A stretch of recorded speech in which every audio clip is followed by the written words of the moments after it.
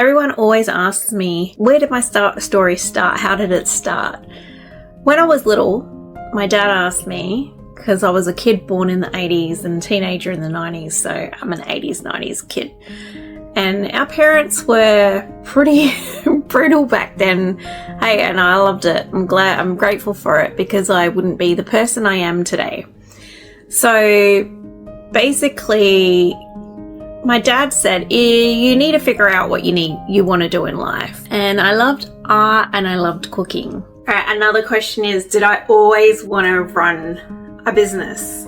Well, everything does stem from my dad. My dad was my rock. He was my whole world growing up, and he taught me everything I know today, pretty much, him and my auntie.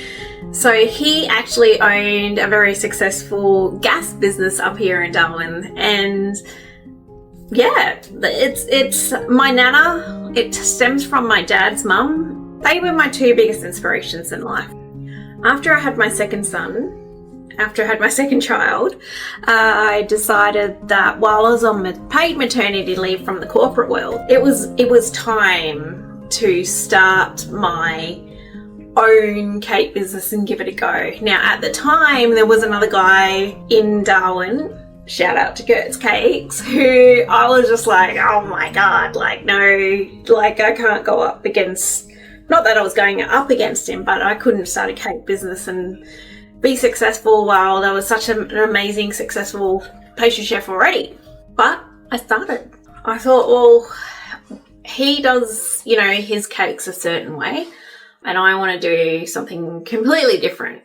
So I did lots of research into it, sat down, did a few Tony Robbins. I mean, like I said, I'm old school. Like, back there is like the whole CD collection of the Tony Robbins, what's it called? Get the Edge CDs to do. And yeah, and then I opened the doors on the 15th of March 2006. And 20 years later, here we are. And I've never looked back. Like, I had a bit of a break, but we've done a lot in between. When I was 18, I bought my very first property. I had been saving up because I had started my apprenticeship and was earning all this money, living at home with mum and dad. I had to pay board, but I got to save up my money. I was lucky in that way. And as soon as I turned 18, I went and got a loan, first grant loan they have up here, and bought my first unit. I'll insert a photo here. Now, I did end up losing that in the divorce, but that's okay, because we get to start fresh. If you want to know, check out my top. So, if you want to know where you can get these from, you can check out our link in our bio. Actually, from cake designing, I've put all my designs into clothes. 1 second.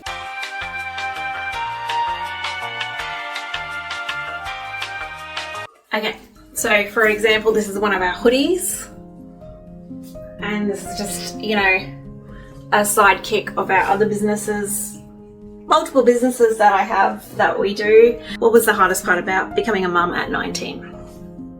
The hardest part was the judgment of everybody else. Now, I looked so young when I was 19. I looked like a baby.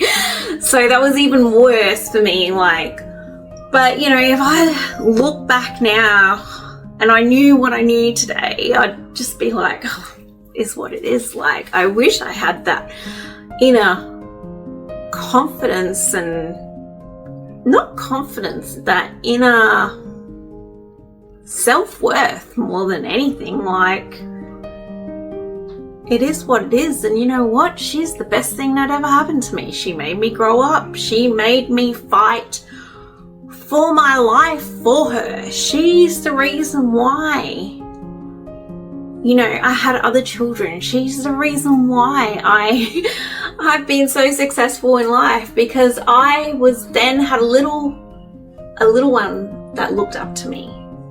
And I had to become the best version of myself for her. and to give her an even greater life than what I had. And now she's given me a granddaughter at the age of 43 or 42 when Amalia was born. So, you know, she's just such a blessing. And I wish when I was 19, you know, it happens. It's life. But I wish we weren't so hard on ourselves and so judgy of ourselves. And therefore everybody else is judgy of ourselves, you know, of us. So it's a bit of a vicious cycle. But my point is, stop caring about what everybody else thinks of you. We all need to learn our own self-worth before we get into relationships, before any of that sort of stuff. Self-worth would be the number one thing. If I could give my 19-year-old self advice, would be to dig deep and learn any possible way that you can improve on that. Just while making this video, and I'm in the mood to say, like, I have a 24-year-old, I have a 20-year-old, a 16-year-old and an 11-year-old, and my two stepkids who are also 17 and 15. So right now I'm just dealing with some teenage stuff, and yeah, it's quite interesting that I'm just in that mode of I need to be the parent and not the friend situation. So there's a big difference in that, and my dad taught me that, like, you know, it's great when they grow up and you let them go, and if they fly back, then you know you've done a good job, but you do need to be a parent first and then their friend. And that's just my tip of the day. Anybody else got anything to say on that one?